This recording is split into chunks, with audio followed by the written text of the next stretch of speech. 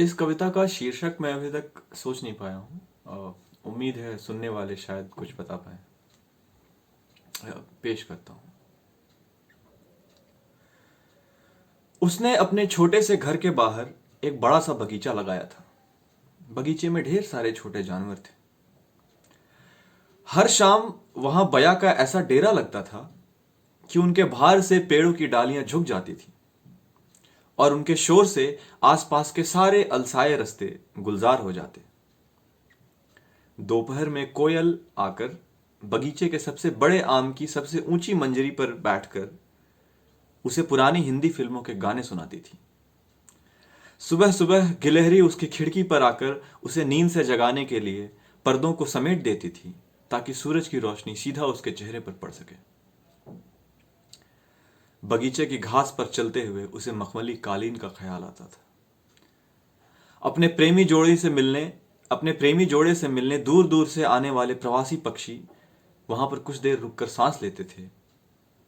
बगीचे के बीचों बीच एक छोटा सा तालाब था। भटके हुए यात्रियों, सूफियों, आवारा घुमंतुओं तथा पागलपंथियों के लिए वह बगीचा किसी रेगिस्तान का नखलिस्तान था। सुबह उठकर जब वह पहली पहली अंगड़ाई लेती थी तो पेड़ों की डालियां हिलने लगती थी। सुबह उठकर जब वह पहली पहली अंगड़ाई लेती थी तो पेड़ों की डालियां हिलने लगती थीं, तालाब की मछलियां नाचने लगती थीं, मोर अपने नीले पंख खोलकर झूमने लगते थे और पानी पर बना बगीचे का प्रतिबिंब मदहोश होकर जोर जोर से डोलने लगता था।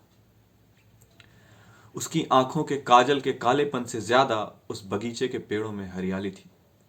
उसकी आंखों के काजल के कालेपन से ज्यादा उस बगीचे के पेड़ों में हरियाली थी। उस बगीचे में वो सब कुछ था। उस बगीचे में वो सब कुछ था जिससे उस जैसी किसी भी जगह को जन्नत कह देने का दावा किया जा सके, सिवाय एक चीज को छोड़कर। उस बगीचे में एक भी फूल नहीं था। वो हमेशा उदास रहती थी। एक दिन भोर में उठकर जब वह बगीचे में गई, उसने देखा एक पतली सी हरी सी डाल पर एक लाल कली निकली है। देखते ही उसकी पलकें झुक गई, गाल लाल हो गए और चेहरे पर शर्म की चादर बिछ गई।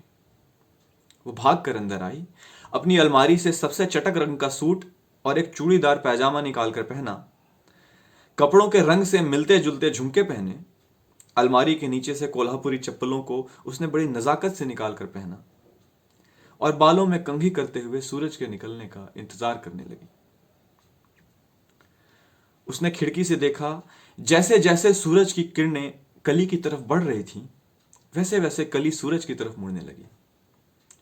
पहली किरण ने जैसे ही कली की सतह को छुआ, कली ने अपनी पंखुड़ियां खोल दी और देखते ही देखते एक लाल रंग का फूल जिसके कोपलों पर नीले रंग के धब्बे थे, मुस्कुराता हुआ बाहर आ गया।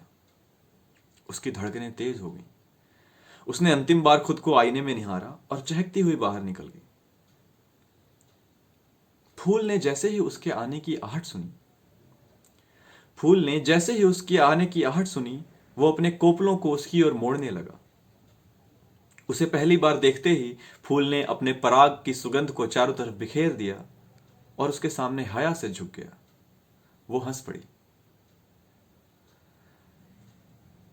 अब वो गिलहरी के खिड़की पर आने से पहले ही जग जाती और घंटों फूल से बातें करती, कभी उसके मुलायम कोपलों को छूती और उसे अपनी जिंदगी की सबसे खूबसूरत कहानियां सुनाती। जितनी देर भी वो फूल के पास रहती, भौरों को उसके पास फटकने भी न देती। फूल ने भी कुछ गुस्ताखियां की।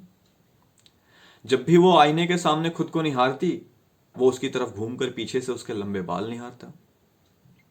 जब भी वो खिड़की से उसे देख रही होती, वो अपने रंगों को और भी चटक बना लेता। जब भी वो उसके पास होती, हवाओं के बहाने हिलते हुए वो उसके चेहरे के बिल्कुल करीब आ जाता।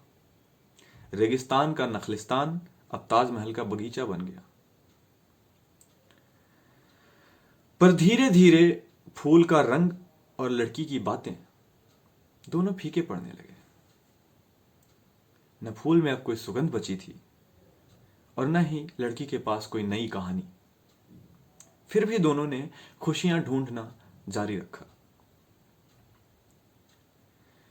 एक दिन बातों के बीच ही एक दिन बातों के बीच ही फूल अपनी डाल से मुरझाकर गिर गया। वो फिर उदास हो गई।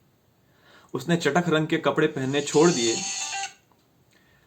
उसने चटक रंग के कपड़े पहनने छोड़ दिए, झुमकों को अलमारी के अंदर छुपा कर रख दिया। बगीचे के सारे जानवर और पक्षी उसके दीवाने थे, पर वो उदास थी।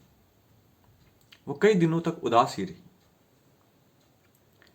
एक दिन वह फिर बगीचे में भोर में निकली और देखा एक पतली सी हरी सी डाल पर इस बार एक नीले रंग की कली निकली है। फिर से उसकी पलकें झुक गईं, गाल लाल हो गए और चेहरे पर शर्म की चादर बिछ गई।